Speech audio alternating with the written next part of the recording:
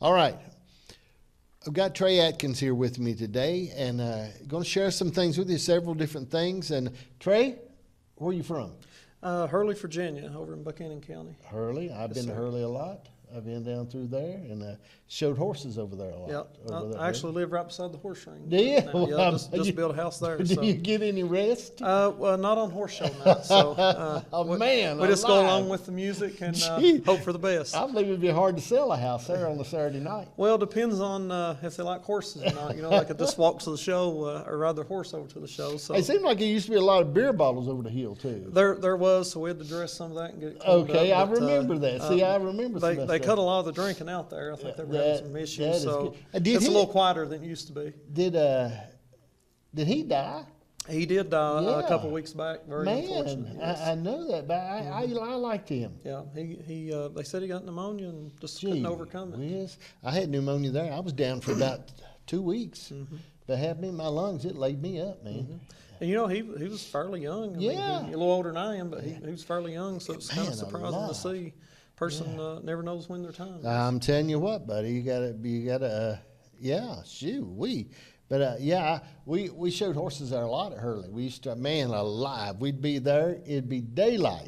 I'd have to leave out of there and come home and preach Sunday morning at the church. Yeah. I'd get my kids home in time to get them washed their faces and get them cleaned up a little bit. I've seen the horse ring, we call it, the horse ring full, the bottom there, and them parked up and down the side of the road. And you know, as you know, it's a fairly big bottom there, so a lot of horse lovers. And one night we was there, and my wife was in the car. She was sleeping because it's about 3 or 4 o'clock that morning, and I think she had, I don't know if she had one, my grandson was with her. I believe my grandson was with her in the car, and there was a pretty good ruckus going on. And the state police had done come in. They filled up 2 cars. They were sitting right beside my car. They done filled up 2 cars, and they wouldn't take nobody else. And I woke her up, and I said, I think I'm going to move the car. She said, how come? I said, state police was parked right beside you. They done loaded up 2 carloads. But, I mean, people express themselves in different ways. Oh, yeah. I mean, that is, man alive. That's a small world, ain't it? It is. It really is. And you ever heard them talk about that 6 degrees of separation? No. We're only 6 people from knowing everybody. Oh, yeah, that's true. And that's why you got to be nice to people. Yeah. You don't know who you might be working for one day. That's true. Or who you might be renting from or something like that. I've told people you don't want to be burning no bridges. Well, you know, it's like, and I was thinking about that. I hadn't heard the 6-person rule, but, you know, Governor Youngkin came over and visited with me in Hurley, and I'm thinking, you know, most people never see our presidents or anything, but I've shook the hand of the person that shook the president's hand. Right. And you know, I've met several governors in my 14-year time as a supervisor, and they've shook presidents' hands that's shook world leaders' hands. So you know, it's you know, when you sit down and think about it, the connections there, how close you actually are to having a connection to some of those people. Well, Mike Huckabee, when he was running for president, he flew in down at Richlands. In the airport down there, back in the airport down there, and I got to take my picture with him. And I actually used to date one of Bill Clinton's girlfriends. So if he knew Obama, so if you know me and I knew her and she knew him, see, it ain't 6 degrees, okay? All right. I mean, it's funny when you think about how close everybody is. And I mean, I've had job opportunities that come up because of the way somebody else treated somebody. They didn't treat them nice, and they called and said, how would you like this job? Or how would you like to do this position? But I don't know. I think, man, you got to take your time and be good to people. If you can't get out of the way, just get out of the way and leave them alone. And because stuff happens. Yep. I was thinking this morning how sometimes in life people get to thinking, in church, you know, we tend to think everything's either from God or the devil. And I shared with this morning, I was talking to some people, I said, sometimes this stuff happens. Yeah. You know, there's things that happen. And I don't believe the devil wears out your tires. I believe you drive your car. Right, absolutely. And there's things that happen in people's lives. Sometimes situations happen and things happen. And some things I believe is the devil, and there's some things to God moving for me. But some things are just stuff happening in our life, and we got to be careful with it. We got to be careful with the choices we make. Yes, sir. And how long were you born and raised over there? I was actually born here in Richlands, but you know, my parents lived in Buchanan County, so I've been there all my life. I moved to Johnson City for a little while I was going to college, and then of course came back and been here ever since. You know, a lot of people talk, they want to move to Abner, they want to move to a big city, and you know, does Buchanan County have a lot to offer like other places? No, but you know, one of the things that, or a couple things that Buchanan County offers that, you know, our bigger cities don't, is safety. You know, we're much safer in these mountains. You know, basically everybody knows everybody. You know who's a little on the crazy side, who you have to watch. You know, it just, you can get on a side by side and hit the mountains and enjoy nature. You can't do that in New York City. So I doubt anybody in New York City owns a side by side. So, you know, you got pros and cons to no matter where you are in the country. You know, it's funny how the Bible talks about there being many worlds among us. And there seems like there's worlds people live in that they're, you know, that they've never lived outside of it. I know people in New York that I know they've never had a driver's license. You know, they're old, but they've never drove. And there's people that live in areas, and it's fascinating. And I get a lot of my education from YouTube, okay? And my health advice I get from TikTok, but my other stuff I get from YouTube. But I think about how I see things in India. I was watching the other day, there was this whole city was built around used clothing. And all these used clothing that comes from America and Great Britain and all these places comes in these containers, bundled up in these containers. And then these people buy these containers, these shippers do. And they come in and they open up all these clothing, and then they separate that clothing and sell it. And the whole place is made, though, about used clothing. And I thought, man, that's crazy. I've been, you know, I like taking cruises. It's I say basically the cheapest vacation you can take. You know, your food's included, all that, and you get to see the world. So, you know, we've been in a lot of foreign countries, and you know, I did own a construction company. My mother owns it now, but I've been in the construction industry all my life, and I find it fascinating how some of these other countries that don't have the technology that we do, how they get things done, how they build buildings, how they build their roads. It's just amazing how they get concrete made into places that we would have easier ways of doing. So, you know, when we go on cruises and go to these foreign countries, you know, my folks that are with me, they're looking at other things, and I'm looking at how they do their construction, and just amazed at how they're talented enough to come up with ways to do the things they do. So, if I could have one piece of equipment, and I've owned a lot of equipment. We've done gas wells and things for a pretty good while, and done a lot of things, but I'd like to have one of those big grinders, like they put a car motor in and all that stuff. Man, I love watching them. When they chew up stuff, put bowling balls in it. Absolutely. And I seen a guy the other day, he's building one for house trailers. Where you can take a whole house trailer. Put it in there, And because he talked about how many millions of old house trailers are out there that are abandoned. And you know how it is. I mean, once we'll leave them, they'll just leave them. They'll just leave them there. And he said they're abandoned and they can't do anything with them.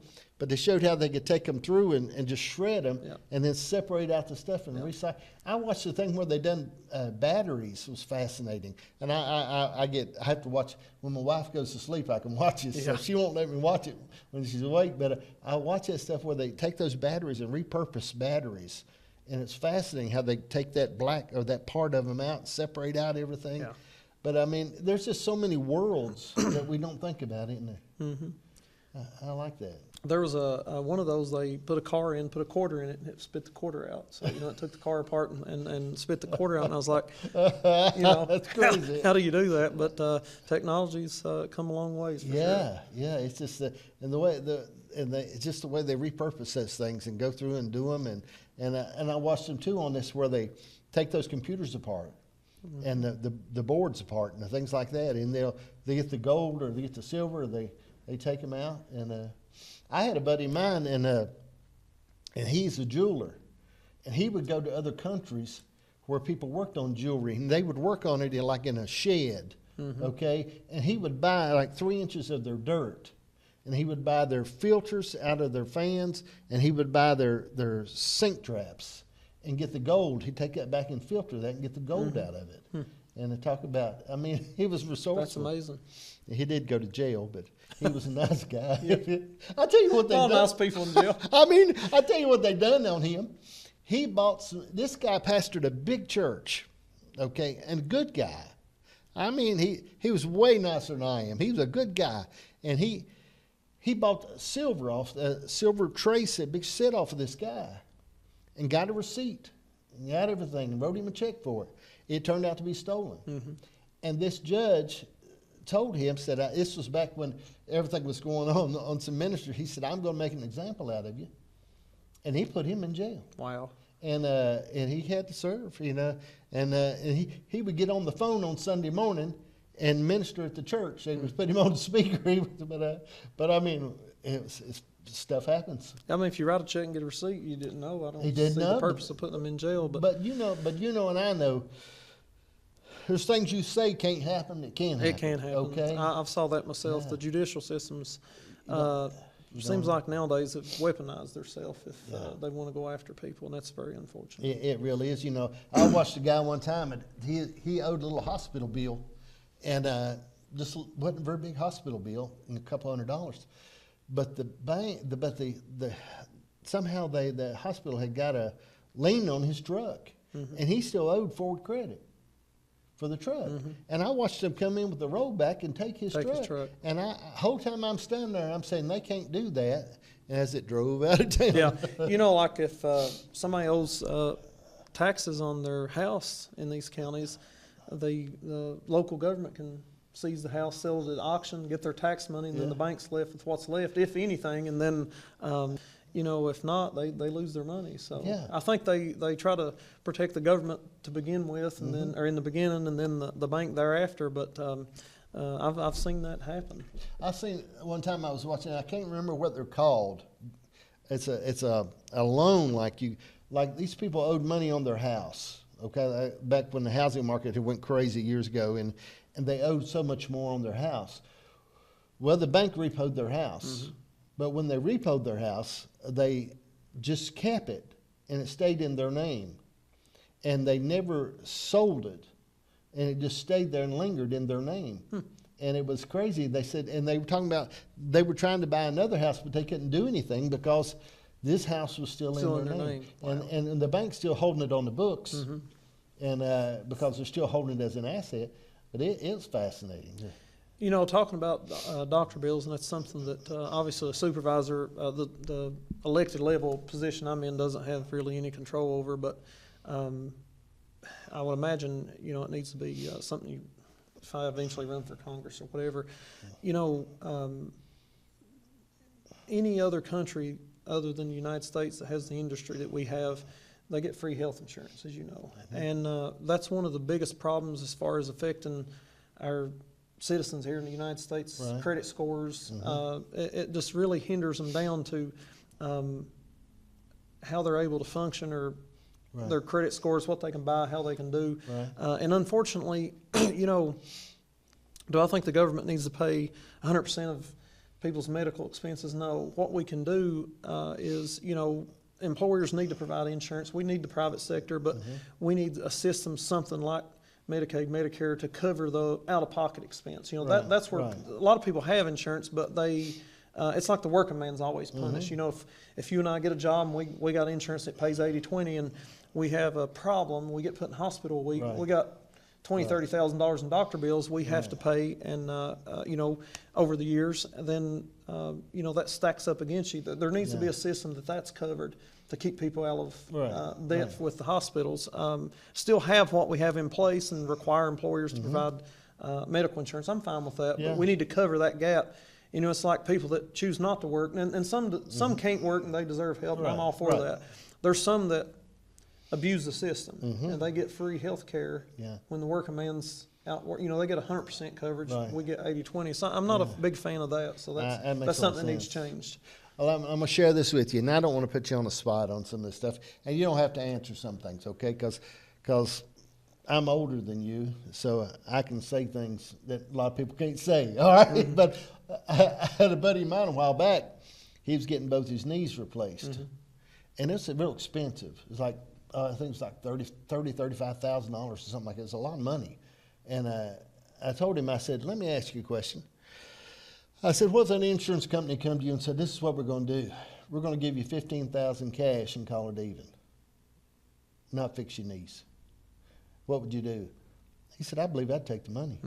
And I said, well, all of a sudden you got better, didn't you? You got better. Okay. So, because I've seen them, and I know you don't have to agree with this either, but I mean, I've seen them spend a lot more money on people than what they're worth. Yes. Okay? I mean, if you come to me and said, John, we're going to give you, I tore my rotator cuff one time, and they wanted to operate on me, but I didn't get it operated on. It took me about a year to get over it. But I mean, I could have got it operated on, but I just didn't. But I think about, when we talk about the money, you never know how much it costs you in healthcare when you get anything done. Right. You don't have any idea. No. I mean, when you go in and get your tests done, or I'm getting ready to get an echocardiogram. Well, I don't know what it costs. I don't either. Okay, I mean, I don't know what it costs. I mean, but you don't have any idea what it does cost. I've always thought it'd be cool if the military, and over in Norway, everybody goes in the military, and you can serve your part of your time can be served in a church or all kinds of different things in the community. You serve it in different things in the community. But I thought, man, wouldn't it be something if we done part of our military service was people going in the medical field and serving in hospitals. You know what I mean? And being in hospitals that were there. The big thing that bothers me when you talk about healthcare, you have people needing, say, a knee replacement, hip replacement, even cancer. And then you got folks that sit at these desks at insurance companies, and they make the decision whether they're going to pay for that treatment or not. And if you have a doctor that's went to school forever in a day and spent a fortune to get a degree in practicing to treat cancer or do hip replacements, I think that should be, if they're and I know the reason why behind some of that. They was abusing the system for a while, but you see a lot of people that needs help that can't get it approved through their insurance, and I don't agree with that. I think the government needs to step in and kind of put a stop to some of that. Yeah, I agree. We don't want them abusing the system and doctors running tests or doing things they don't need to do, but for the most part, a lot of people, I had an uncle that couldn't get cancer treatment he needed. His insurance wouldn't cover it. Yeah. And that's unfortunate. That's crazy, isn't it? I think people like that should be prosecuted instead of somebody that bought stolen property and got a receipt for it, I agree 100%. But there's a lot of problems in the country, and, obviously there'll still be some of the same problems when you and I both are gone, but we could definitely make some improvements. I found too, I had the same doctor for years, and a good doctor and everything, but I went over to now my primary physician is a nurse practitioner. And I really like her. Okay, I mean, that seems like a field that's really grown. It is. In the last little bit. But she's, and I know doctors are busy and you can't stop and talk to everybody all the time. But what I found with her is she really sat down with me and said, all right, here are your options, John. Here's what you're looking at. Here's what you can do. Here's where you're at. You're in the red line here, the green line here, and this is what's going on. I like that. My girlfriend is actually a nurse practitioner, and when we first started dating, I'd complain about a little something. She was doing the full exam, so I was like, I was kind of cautious what I told her from that point on, because I'd be in the ER if I didn't watch. But so they definitely, I'll agree, nurse practitioner, they definitely take the time to talk with you. And some don't do their job at all, and some overdo it, and she's one of the overdoers and wants to know everything. You have pain here, and I was like, well, not really, I'm just kidding. I interviewed a young lady the other day has been a nurse, and she was over nurses for 26 years in the nursing field, and now she teaches CAs, and now she teaches those. And she really likes it. But, I mean, she talks about her heart and what all she's done and the things that went through and how much work a nurse does. And it's a lot. They have a tough job. Yeah. A tough job. Yeah. Well, tell me about your job, supervisor. Tell me about this. How did this come about? 14 years ago, or I apologize, 18 years ago. The first time I ran for office, I was 26 maybe. I owned a construction company maybe 5-6 years at the time, right out of high school. And I was doing work for a guy that was on the board of supervisors, and so we had went up in one of the county roads, did some paving, come out, and he wouldn't pay us. Said, we didn't do all we said. The co-road engineer said this, and this, and I was like, listen, we don't lie to anybody, we don't cheat anybody. And I told him, I said, you can either pay us or I'm going to run against you. And I was just angry when I said that, and So that put the idea in my head, I guess. And the more I thought about it, I said, well, he's dishonest. I'm not going to allow that. I'm going to run against him. So I did, and there was another guy that came out and run, and it was a 3-man race, and I got third place. I got beat like a drum, and it was embarrassing. And, I went home that night, and I was really embarrassed, and I was dreading the next day. And I got up the next day and wwent to work, and everybody was just like, hate you didn't win, And I was like, well, not all of you. Why didn't you vote for me? But anyway, I was amazed at the way, even though I lost, people treated me the same. And so the new guy that came in, he was worse than the first one, and he did a lot of bad stuff and stuff he should have did, he didn't do. So I came back out again. Everybody kept saying, hey, you need to run again. And 26, to be honest with you, the voters not necessarily made the right choice with who they elected, but we didn't have a lot of options then, 3 of us. And I was too young for it at the time, to be honest with you. I needed to mature more. So I came back in at 30 and ran and got elected. I had just turned 31, and I learned a lot those first 4 years, obviously, but I was very aggressive. I've been very aggressive since I took office, and people like that. And one of the things, you see a lot of politicians on there that try to read off a script, and they try to please everybody. I just tell them what's on my mind, and they seem to really like that. I've done really well in my election since then. But now I do work hard. When the floods hit, I stop what we're doing, and some supervisors can't do that. They have different jobs, and they have to show up. But fortunate for me, I can stop what I'm doing and go help. We've always had equipment at our fingertips. We can go help people, and not have to go through the government stuff and getting it approved and getting funding, and whether you can or can't do it, we can go help. So that that helps a lot. And in Buchanan County, there's a lot of people. We have a lot of people pass. We got a lot of elderly people there. We've always, ever since I've had equipment over 20 years, we've went and dug graves for free, things like that for the community. And that, I've been in office 14 years. I've been doing that for over 20. So just an old knothead teenager out, young 20s, going around doing that. And that's something my dad taught me growing up. You need to help people when you can, and my mom. So, but I'm just honest with people. I try to do everything I can to help them out. And do you think pressure brings out what's real? I think so. Does that make sense? For instance, during a flood, you get the worst out of some people, and you get the best out of some people. 90% is good. Yeah. Some of the people that you think would never help are there sweating helping you. Some people that you think would be the first one there kind of let you down. And very disappointing and kind of stingy on, comes down once to get everything, loading their car, but it brings out the worst or the best. I used to keep 2 tractor trailers on the road, bringing food and supplies in for all the time, and we've done it for years. My wife and I, we distributed with the help of friends, over 3 million pounds in 1 year. That's awesome. And when we first started, we were getting 50,000 pounds of potatoes at a time. That's what we got in bags, 50-pound bags of potatoes, 50,000 pounds. And we didn't even have a forklift. People would come and help us, and we would line up and make a chain all the way into the building where we would stack them in the hallway and stack those potatoes up, and then people come and we give people potatoes. And somehow somebody come one day and said, why don't you take a chain and hook to a truck and pull them pallets to the back? I thought, a genius. It's just walking We've had to do that a lot. And then we finally got a pallet jack, and that was like we were millionaires when we got that. But I mean, you think about stuff, it seems like the pressure. And I believe that sometimes that pressure causes, and there's things in all of us we need to know about us. And we don't know it till we get a little pressure on us. And I think about a sponge on the side of the sink. You think it's clean till you squeeze it sometimes, but you're washing dishes with. But in our life, we need a little pressure, and that'll bring it out. And because sometimes there's stuff we need to take care of. I've had a time or two in my life that I thought I was a better person than what I was, and then the pressure hit, and I said, well, I didn't even know that was still in me. When I first got into politics, I never saw myself as a politician or an elected official, and I just repeatedly seen my district do without or get put last on the list. And I thought, why don't the elected officials do this, this, and this? And, I've always said, I've always told people, if you think you can do better, do it. And I thought I could do better, so I tried it, and I feel like I've done a good job. My voters have stood behind me.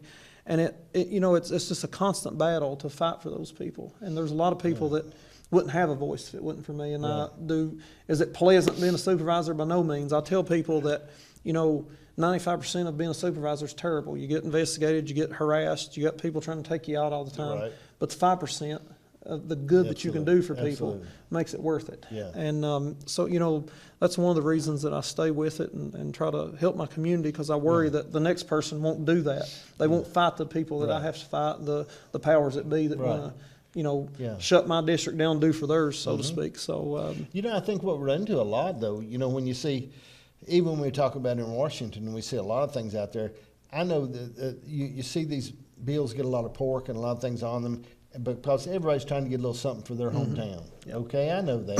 And that's I guess that's part of it. I mean, I've never seen the front end of it, but it seems like that's all part of it. And that's what you're supposed to do, I guess. Now, I did learn, when I first got in office, you learn a lot. There was times that I would say way back in the day that I'm not going to vote for something regardless. And then you learn that you have to have a majority vote to get what you need. So you might vote for something over here that, ordinarily you would not, that you don't necessarily support. Not necessarily it's a bad thing. It just really doesn't need to be done, but you have to support it to get this person's vote to get what you really need that is important. I mean, and that's something that, I had a hard time with, and I had to learn the hard way that sometimes you have to compromise. Now, there's some issues that, just simply you can't support it no matter what kind of trouble it causes. And that's one of the reasons some people don't like me, is because I don't give in to pressure. There's some things. So answer me this. So if you were going to the White House to sit down with Trump, okay, and JD and all of them, and you were going to the White House, and you wanted to bring some money back to your district, would you wear just an old black hoodie or T-shirt, or would you put a suit and tie on? I would wear a suit, and the reason being, I think a lot of people. I think this country has. You don't necessarily have to like who is the president, but I think you need to respect the office. 100%. And so with that being said, I wouldn't wear a suit. Okay. And for the longest time, I wore a suit to the Board of Supervisors meeting, and I was the only one sitting there, and I eventually started just dressing casually for that. But I tell you, one day I had a lady. She asked me. I was in work clothes, and she said, "Are you Trey?" And I said, "Yeah." And she goes, "Well, I didn't recognize you out of your suit." And I was sitting there thinking, my suit, because I just wear it one day a month, But what she sees is a picture of me in the paper all the time in a suit, and so it amazed me as how people view you, and you hear on national news people talking about the media lying, the media doing this, and I learned that, just by following the newspapers, what's said in their meetings or how I address something, how it's put in the paper is the media don't necessarily lie, they just exclude certain things that makes people get a different view of it. Swing it. Correct. It. They're telling the truth. They're just leaving parts out that puts it together as a whole to make you think different of what was actually said there. So, it's... well, I seen this, and I don't know the whole story, but I was listening to it on the news, and I didn't get the whole story. But Norway, the other day, we had an American ship or a sub or something went to get fuel. Did you just see something? They refused the naval ship, didn't they? But what it wasn't the country of Norway. It was a private company. This one private one has one little private company. Yeah. And then everybody started talking about how Norway had done that. And Norway come out and said, no, it wasn't us. Yes, I did see that. It was that company. But what happened, people reported it like Norway stood against the United States. When I first read the headlines, I thought it was Norway that wouldn't fuel our naval ship. And then once I read down in it, it said that it was a private company. Well, did it make you mad at first? Especially if we protect Norway. When I first heard it, I thought, Mike, what in the world? Then I heard it. Well, I said, but see, Paul Harvey said the rest of the story. The rest of the story. So what happened is, at first I thought something like you. I thought, well, what them rascals? And then I heard it. Then they come out and said, no, it was just this one company, this one.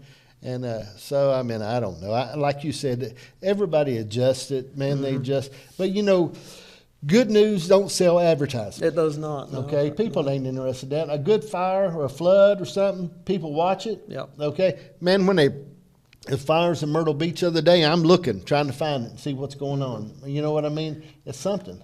You know, if you look and say, well, this and done this good, and you'll kind of look at it, but if somebody's in trouble, you're reading every word of that. You want to know. I guess that's just human nature. I'll tell you, but ain't nothing better than gossip. No. My cousin and I, we gossip to each other. We don't gossip outside the family, but we'll laugh, you know, and we'll say, "No, I wouldn't say this if it was anybody else," and we'll say something to each other, but we'll get to laughing about things, but we don't gossip outside of it. We're real careful.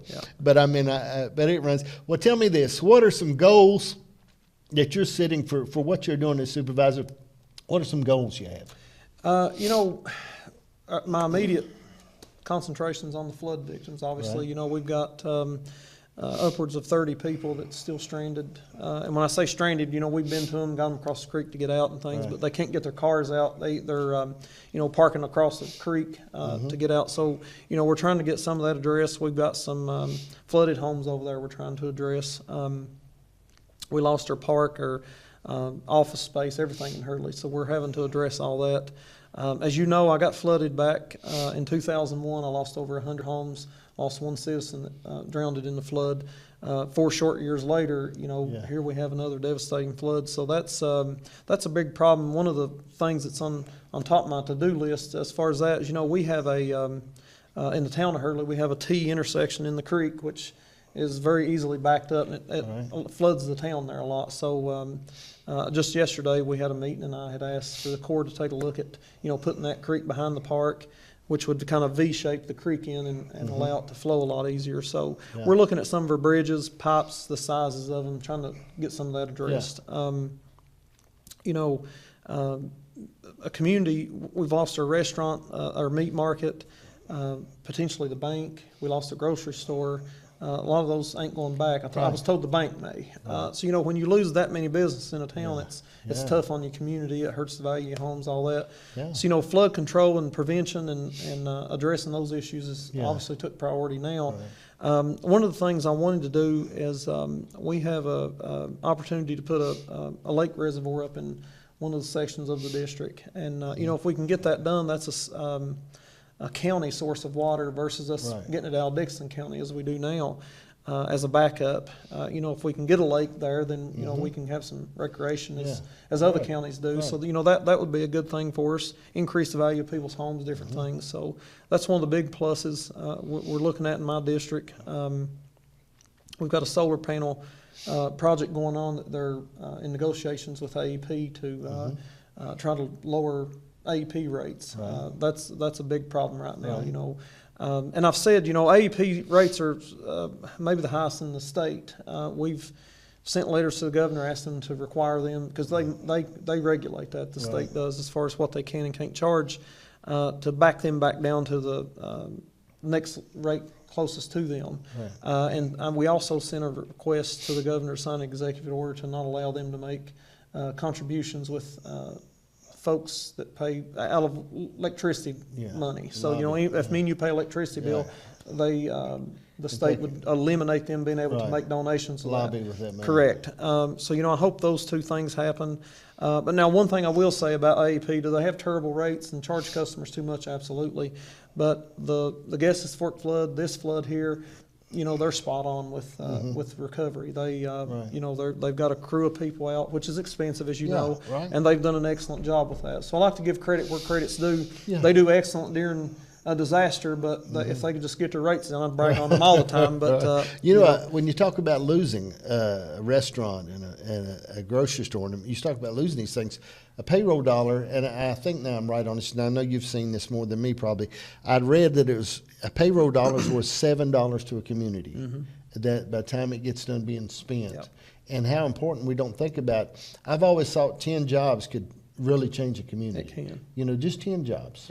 And you know, or 10 jobs. Just these few amount of jobs can really change an area more than what you think. You always see politicians trying to get 50 jobs or 100 jobs or 200 jobs, or, you know, Toyota to locate or Ford to locate. And I'm like, look, I'd rather have 20 small companies with 10 employees or less, because they're going to stay. They can survive a little problem here and there. We can help those people.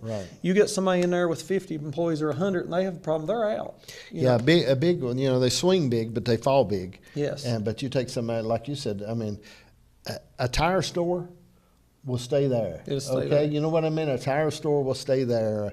And a lot of times there's things like that seem like they stay in business. And you know, if you have 10 small companies there and you lose one, you're okay. You're not really going to feel that. Right. You lose one with 100 jobs that you're putting all your money in, you got a problem. So. Yeah, you know, I've always thought, I'm from War, West Virginia. War's where I'm born and raised. But, you know, I've always thought, man, if a company come in, you know, with 10 jobs. I mean, the grocery store there employs a lot of people and does a really good job.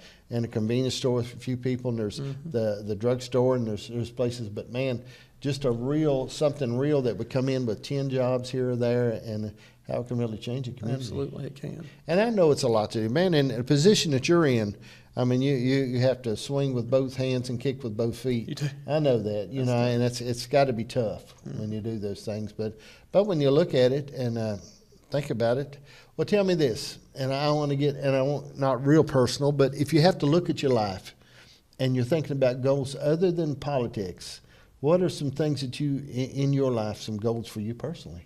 About a little over a year ago, I started the process of making my pilot license. So right now I'm a private pilot. I can fly, you know, a Cessna 172, 182. Right.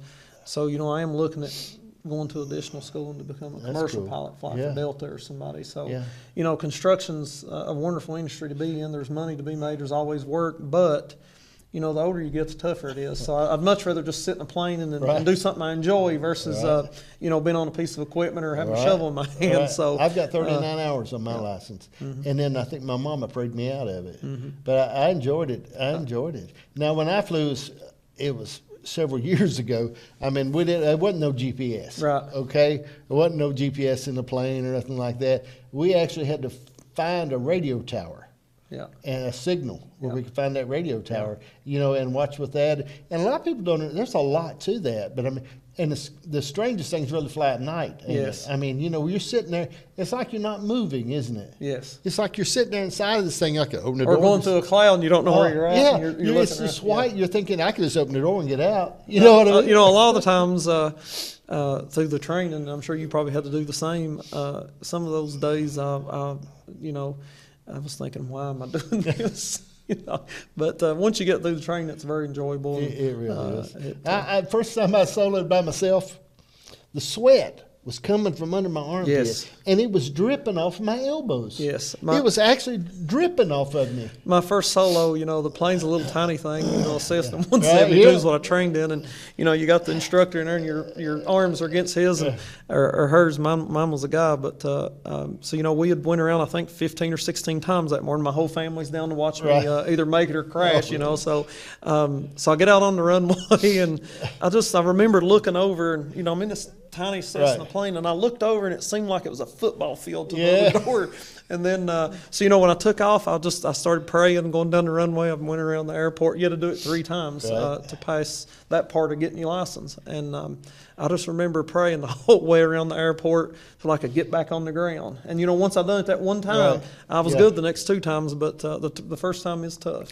You don't want that prop to hit the ground. No, that's for sure. I mean, it was strange. And the instructor I had would cut the plane off. Yeah. I mean, I'd be flying, he'd cut it off. They done me. Where are you going to land? He said, where are you going to land? He said, you look at where you going. Well, yeah, I know you know this. He'd say, you see where you're going to land, and when you get past it, look for another place to land. But they got parachutes in some of these planes now, don't they? Yeah.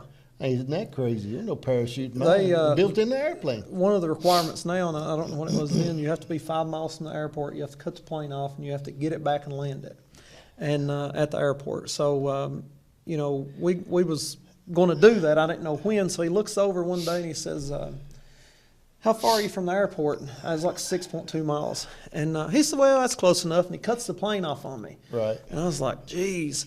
So, you know, I'm coming in, and I got it down, thank God. Obviously, I'm sitting here. But that wasn't too awful bad. The part that I didn't like, you know, slowing a plane down 43 mile an hour, you start falling out of the sky, as you know. You know, you nosedive it over, you get it back, no big deal.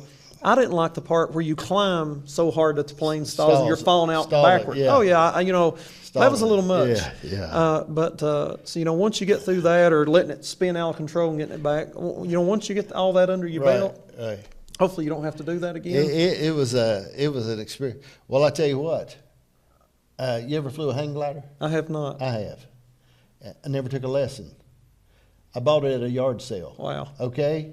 I didn't know you're supposed to take lessons. I'd seen it on TV. Yeah. Bought it at a yard sale, went home and got my motorcycle helmet and took off. Okay? I took off, okay? And I've told this to some of my family before, but anyway, my wife was about 12 and a half months pregnant at this time. Big, she's holding on the back up. Well, I found me a hillside between these high-tension power lines and cows and barbed wire. I didn't know nothing about flying. No, like I said, I got it at a yard sale. Mm-hmm. And so I took off, and I got off the ground, and I'm in the air really high, and it stops. That was a stall. Mm-hmm. I didn't know it was a stall. It just stops right like that, and then it starts down, okay? And I hit the ground so hard it shoved that motorcycle helmet plumb down past my eyeballs, and I hit the dirt. And but I done it one more time after that and had the same catastrophe. But I remember being up there so high and this love, man, this is really cool. That's amazing. And then it just started down with me because it stalled. You know, I was just going up, didn't have enough wind. But, I mean, I traded it for a Hammond organ. A preacher come through, and he said, you got anything to trade on? I said, I got a hang glider. And he said, well, I can't fly. And I said, well, I can't play organ, but I don't feel like I'll get killed with that organ. Exactly. So I traded it off. I had a cousin passed away September 6th last year, and he got diagnosed August the 6th, died a month later. And so anyway, in between that time, maybe 2 weeks from the time he got diagnosed, I took him down to Pikely. He'd never flew before. And so anyway, we took off at Pikeville Airport. That's where the plane stays, and got him up to Hurley. And, you know, when I started saying, okay, well, here's such and such in Hurley, he started talking. He hadn't talked, and I hadn't paid attention because, you know, I'm paying attention to the plane. And so anyway, I take him through Hurley. We went over our house, his house, his mom's. We went over the strip jobs that we were aware of there, and took him back down. So on the way home, he's like, I didn't open my eyes until we got to Hurley. He said, I said, how'd you like, was you scared? He goes, well, I didn't open my eyes until we got to Hurley. But he passed about 2 weeks later, and I was glad to have been able to take him down and do that. Yeah, man, well, I think life's a journey. We got to enjoy it too, Trey, don't we? I mean, you know, I know we hard working, like what you're doing is tough, but you got to enjoy your life too, man, because you look up and be over. It is, yes. It really will, and if everything works right, you know, you'll be over. My daddy always used to tell me, and I travel a lot, and I keep a good new motorhome in the driveway, and I come in, I hook up to 50 amp power at my water, everything's there, and my wife and I put 50 gallons of water, and we don't even know sometimes where we're going till we get to the end of the road. Mm-hmm. We don't know if we're going 77 or 40. And but my daddy always tell me, do it while you feel like it, boy. He used to say, do it, and because, you know, you got to enjoy it sometime, and if you ain't careful. A lot of people say they need to save, do that. And then don't get me wrong, you can't blow all your money, but they talk about people taking trips and what a waste of money that is. And I seen somebody said you're buying memories that you'll never get any other way. Yeah. And that's very true. You know, I've been blessed to, you know, the Lord's blessed me more than I deserve, and I've been able to take my family, my mother, my grandmother, all these people on trips all the time. Mm-hmm. And you know, we had a family member that worked when Donald Trump was in office before. She worked in the mailroom, and we had went on tours. Even the board of supervisors was invited up. We got to go through the main part of the White House. We didn't get to see the Oval Office, so I always wanted to see the Oval Office. I wanted to put my foot in there, you know. And so anyway, she worked there, and through her connections, we were able to take a small group up to see the Oval Office, and so I got to do that. So. One of the trips we went up, I took my grandma. She's passed now. She passed not long after that. She couldn't hardly walk. She had to be in a wheelchair, and it worried her that whole trip. I'm a burden on you. And I was like, listen, it makes me happy to push this wheelchair. I want to see this with you. And I couldn't get that through her head. And she was just devastated, thinking she was a burden on me that day. So we go in the White House, and, you know, they take you in a certain way. And there was a set of steps you go up to see another part of it. And, of course, we couldn't take the wheelchair up a set of steps. And they're like, well, handicapped people, that we can take them down the elevator. It's the president's elevator, and you go down through the kitchen and up the other side, and we'll get you over there. And I was like, okay, you know. And so we got to go a separate way from everybody else. Right. We got to see the kitchen where they fix the meals for the president, all these things. Yeah. And I told her, I was like, you see, that was meant to be. I said, if you hadn't been here, I'd have never got to see that. tickled her to death. You know, the rest of the day she was happy, and it made me happy that she was happy. So we got to see a part of the White House that nobody else got to see in the tour.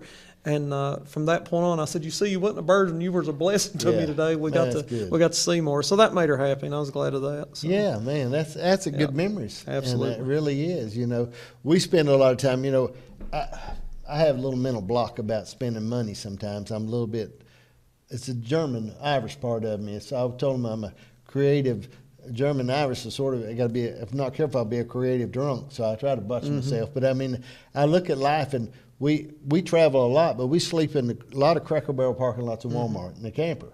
You know, I have trouble resting when I'm spending money. Yeah. Like in the campsite, you know, they laugh, and the kids are always trying to get us to take a cruise and do some things, and we talk about it. My wife and I talk about it, but I don't know. I don't know. We just sort of enjoy gypsy life, and when we go like that, we like doing that. And I know, man, they're always talking, man. I have took a cruise, and my wife has took a cruise. Never took one together, but we talk about it. But at this point in life, it's different seasons of life, ain't there? Have you ever noticed how there's seasons, and you got to recognize what season you're in order to enjoy it properly. Absolutely. I believe that. And, well, I tell you what, man, I appreciate what you're doing. I really do. It's good to have somebody doing those things that cares about it and wants to make a difference.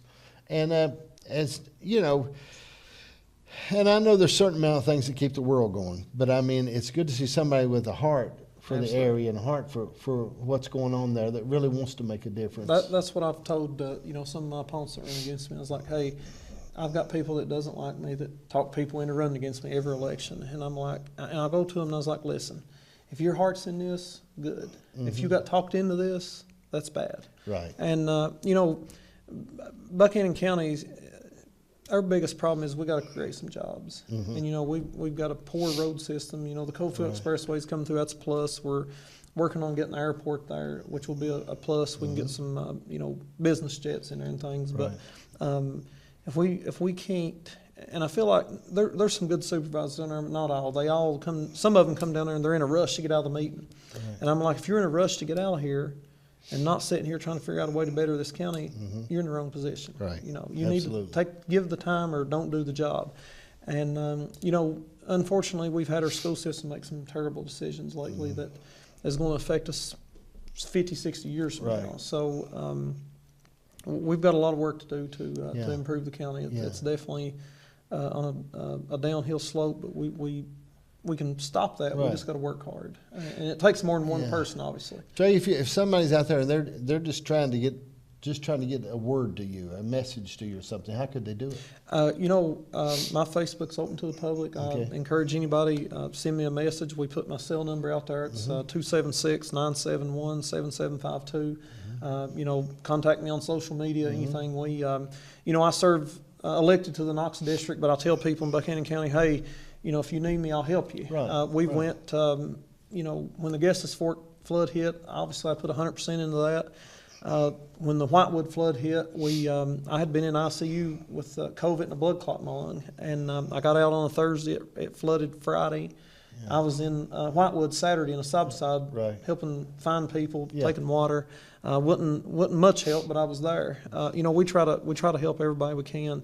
We had some folks come over to the command center there where we have the distribution for the food and things, and they brought us some water over, and they're like, hey, we've got some people up in Welch, West Virginia that's freezing, and we had a whole, basically half of this part of the room with blankets and sleeping bags and all these things, and I was like, hey, he said, can we have a few of them? I was like, dude, we got more than enough. I said, we're going to load your whole truck down. You know, we need to help our neighbors. You know, the region needs to come together and help. And I believe I believe, you know, it's different. I mean, when we talk about construction, and I don't want to get too far, but man, if a man is in construction right now and he went to California, he'd be rich. I mean, there's no way they'll have enough people to build. There's no way, no. I mean, there's no possible way, is there? No, we have a shortage of construction workers right now during the flood, and you know, you got a lot of people thinks they know how to run equipment, and then you put them on it and they don't know how to start it. But so that's tough to deal with. But right now you could go to California and only know how to climb in something. Yes. Or, I mean, and you know, I watch a lot of stuff and I see a lot of stuff, and I'm thinking when I look out there and see the devastation, thousands of homes. Yes. I mean, and there's no way they can come back. No. They could ever come back. No. I mean, and then I told my wife, we were watching a video last night of the houses, you know, how this one was okay and this one was burnt up. You know, I said, imagine how much more this house now is worth. Right. That's sitting there. Yeah. It has more than doubled in value, the one that is still left. Yeah. And I mean, talking about property value, I mean, it's crazy. Yeah. I mean, think about that. I mean, that's just, and back again, there's many worlds. There's many worlds among us, and that's a world that's really. I mean, I hate to think. And listen, it rains on the just and the unjust, and things happen.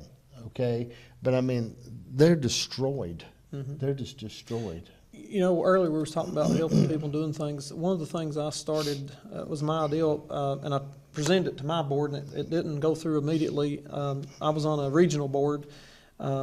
With a guy from Russell County, David Eaton. I don't know if you know him or not. He's a supervisor in Russell County. He actually presented his board, and they got it started there. They saved, I think, a little over $400,000 the first year. What it is you know, you got a big drug problem in the region, as you know, and in the country. But you know, I kept seeing these people, you know, get addicted to drugs, where it's a car wreck, a accident, whatever, broke bone. They get addicted to drugs, and some got addicted because they like doing it. But you know, the judicial system kept putting them in jail. No rehabilitation, no education, like nothing. And I said, you know, we're spending almost $40 a day to house these people in jail. So why not? You know, of course you can't make them do it; that'd be slavery. But we offered them, you know, if you get 30 days in jail, you work 38-hour work days. You get to go home to your family, you know, because if somebody goes to jail, it affects the whole family. Right. So, you know, they started in Russell County, we started in Buchanan County. We're saving over $1 million a year with that now. And what it does is, you know, it teaches these folks, we put them at the PSA, different places, county garage. It teaches them to be mechanics. It teaches them to work water and sewer lines. It helps them. Say if we get 50 people, does all 50 do really good and live a good life? No. You might get 12 out of the 50. Yeah. But that's 12 people we helped. Exactly. And, you know, eventually the other ones probably will go to jail. They may learn their lesson the second time around or the third time around, but, you know, we helped 12 people. And I feel like that's better than doing nothing. We've got to help those folks. Do you think a lot of times, I mean, I really believe this, we find our identity so much in our jobs and our vocation and what we're doing. That's where we find our identities at. And you know, we start finding those. And when you don't have that to do, you don't really have, you lose your identity, and you start losing those things. I don't care what you're doing. If you're doing something, and if you're building a fence, or if you're pumping gas, or if you're doing something, you begin to find your identity in that. But it's very dangerous to have too much time on your hands. Yes, it is. And then what you do is you begin to lose. I've always said there's a really good cure for depression. If you dig in a ditch and you get off that evening, you'll be happy. Okay. I mean, there's things. Hard work will sometimes make it'll work on depression. But I mean, I don't know, man. It's good to see somebody like you with a vision that wants to make a difference and that people can get a hold of too. Yeah, absolutely. And one of the things I stress to all politicians is just because you get elected don't mean you're the smartest person in the room. You know, I'm always learning. Like, for instance, when we had the Guess's Fork flood, I felt like I'd done a good job with it. But I wasn't perfect. Nobody's perfect. And this flood here, when it started, we got like 10 generators in. The power was out everywhere. And I had the guy came to me and he said, hey, man, you know, instead of just giving these generators to people and them getting their power back in 4 or 5 days and keeping a $1,000 generator, he said, make them sign it out, bring it back, and then when a little section of the county goes in power, get those generators back, give them to somebody else. You know, it's a brilliant idea. I hadn't thought of it. That is. We started doing that, and I mean, dude, we got those generators to a lot of different people and helped a lot of different people with a little bit, instead of losing them just to the first round of people. I think it's man, you know, you don't think about that. I've seen a lot of stuff gave away that really you knew it was just, you know, it might help a little bit, but I mean, really some things that went to waste. They went to it. It really did. I think politicians make the mistake. One of the biggest mistakes that they make and we make as politicians is because we've been doing it so long, we think we know everything. Right. Some of them I don't. Right. I always, and I hope I never get that way. I hope I'm always got an ear open to, learn new ideas, take a different opinion on something, and can improve myself from that. Sir. And because there's always somebody out there who can do it better. And if you'll be willing to listen, and if I'm willing to listen in the position I'm in, I can help people. If I'm not willing to listen, my people suffer. So that's something that I feel like, especially on a federal level, I think they need to listen to people because they're not the smartest in the room all the time. There's somebody who can do it better. Yeah. I think it's important.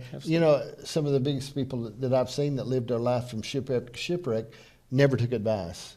And I found people want to give you some advice, and you can do what you want in the end, but it's good to have information and people's ideas, like you're talking about with him, signing it out. I mean, a generator instead of giving it to somebody, I mean, that makes so much sense. Yeah. Getting back to something personal happened to me. All my adult life I prayed every day. I wouldn't.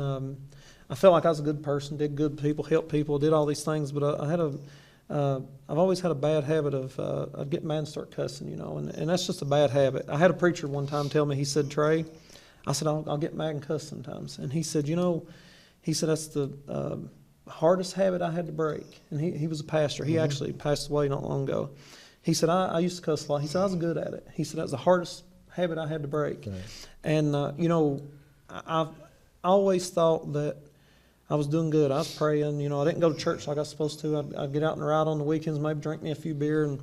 And I had some bad stuff happen to me, some stuff that shouldn't have happened. I had some people viciously come after me and caused me a lot of problems. Right. Brought me to my knees. And it was God's way of, not that I was an awful person, but I wasn't where I needed to be. Yeah. And he took my knees out from under me, humbled me down, and showed me that, put me first. And, ever since that's happened, not that I had a bad life. I was blessed more than I deserved, and I'm blessed now more than I deserve.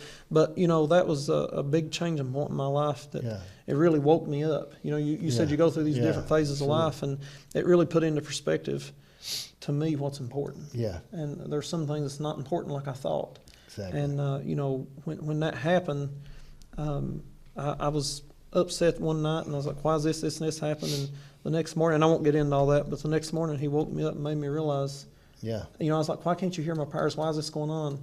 And he woke me up that next morning. There's a long story to that for another time, but I realized like a ton of brick hit me. I was listening. Yeah. Here's what I've done for you. And, with all that. Yeah. But now that really woke me up about 2 years ago, and ever since then it's made me a different person. It's made me look at things different. And, it's made me a better person. Yeah. I'm not perfect, but it made me a better person. I think about the things that God does for you that you never ask. Yes. That's what really, in my life, the things I never pray for, and I don't have to micromanage my relationship with God. Absolutely. And that makes it big. I studied for a year one time on nothing but God the Father and the relationship between a father and a son. And I got to thinking about how much I want to do for my children.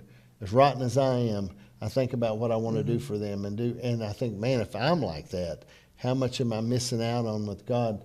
I'm not talking about junk, but I'm talking about the real knowledge of life and being able to figure out what's important and what's real, what really makes a difference, and how much difference that all makes. But it's good, man. I really appreciate you being here. I really do, and I appreciate it. It's we've done. We call these programs Just from the Shed. We've got over 10,000, almost 11,000 followers just on TikTok. But I think there's people that have a word like you that we need to get out to people. And I believe the transfer of information is so important, and the good information. I said the other day, when things go good, I get credit and I look good. And when things go bad, they say Trey's terrible. And that's fine. I got broad shoulders. I can handle it. But what I said, one of my fellow board members was getting criticized. It's his first term. He got flooded like I did, and they're just one of the people that was running against him, the wife had really been ugly on Facebook. And I was like, people want to get on and brag about what a good job I'm doing. What they don't understand is I'm one person. I can't be at the distribution center. I can't be up here on this string pipe. I can't be in a meeting. I can't be all these places. I have a wonderful community. I'm sorry. 100 people comes out every day and helps me. Yeah. 75 to 100 people, volunteers, people helping me with construction, all these things, right. going door to door with me, bringing their side by side down, delivering food. If it wasn't for those folks, I'd be doing a terrible job. Yeah. So I look good because my community stands behind me. They know I fight for them. They know I do good for them, and they come and have my back. And my message to them was, if you're complaining about something your supervisor's doing, probably couldn't be there. Maybe you and 5 others should have went and done that for him and called and said, hey, we're helping you out over here, man. If you need anything else, let us know. The leaders in the community are only good as the community. Absolutely. They have to, they have to get out and help and do their part. Makes a difference. Absolutely. It really does. And I've got a wonderful community. It makes a difference, man. Absolutely. Well, it gets your heart. I mean, that's where your heart is. And you can't do everything for everybody. No. But, I mean, having a heart like you got, and like I said, that comes out in the end. We get a little squeezed. Yeah. It really does. Well, I tell you what, I've had Trey Adkins here with me today, and I hope you have enjoyed this interview. I hope that you can get a hold of him if you're in his district. He just told you his number, and I'm gonna start giving out his number to a lot of other people if they need help. So if they call me, I say, hold on a second, let me give you his number. Absolutely. But he'll do it, and it's a great thing. And we know a lot of people going through a lot of things. The flood has really, we understand that, really does. But the mountains it's a difference in mountain people than there is anywhere. I have to say that. There is a difference, okay? And they'll stand there and make it, and we've seen it in North Carolina, and we're seeing the same thing happen here. Well, all right, appreciate you watching today, and Lord bless you. And as we've shared, you figure out what's important and know that and stay right with it. God bless you, and thank you for watching Just From the Shed.